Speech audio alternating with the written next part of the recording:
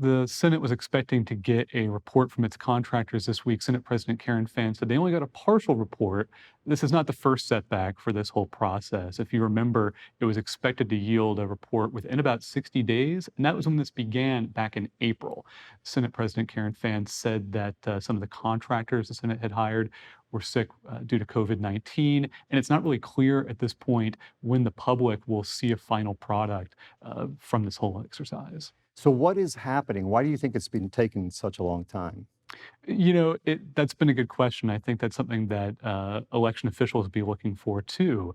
We've heard a lot from election officials in recent weeks raising concerns about this whole process. Secretary of State Katie Hobbs published a lengthy report compiling a number of concerns that her office has raised and things that they've noticed during this recount.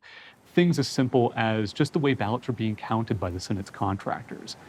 That sounds simple, right? You take ballots and you count them. But Arizona's election procedures include some pretty detailed processes for counting ballots by hand as part of an election audit to make sure that you don't have mistakes, that you don't have errors. The Secretary of State's office noted that the Senate's processes differed wildly from that and could lead to an error rate that is pretty high, especially when you're talking about elections that are really decided pretty narrowly. The county recorder up in Maricopa County, Stephen Richer, he's a Republican. He also issued a pretty lengthy paper talking about some of the same concerns. He said that the Senate's contractors are, not credible, not reliable, don't have experience with elections. But he also really appealed to Republicans to get past the 2020 election. He was urging them to look at the numbers that are already there, saying that the reason Trump lost Maricopa County and really lost Arizona wasn't because of some big conspiracy, but because there were Republican leaning voters who clearly just didn't vote for Trump. What is the cost to taxpayers in the state of Arizona for this audit?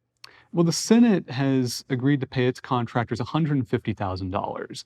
The audit obviously costs a lot more than that. The companies behind it have disclosed that they've received something like $5.7 million from different organizations. Many are tied to prominent supporters of former President Donald Trump, people like Michael Flynn, Sidney Powell, funneling millions of dollars into this effort. And the way that these organizations are structured means that we don't necessarily know where that money is actually coming from. Taxpayers could be on the hook for other parts of this as well. Maricopa County has already sent a notice of claim to the state Senate saying that, basically warning that they're going to want money for election equipment that they will have to replace because they had to hand it over to the Senate as part of this audit. The Secretary of State's office says they can't use that equipment again now. So I don't think we've heard the end of this.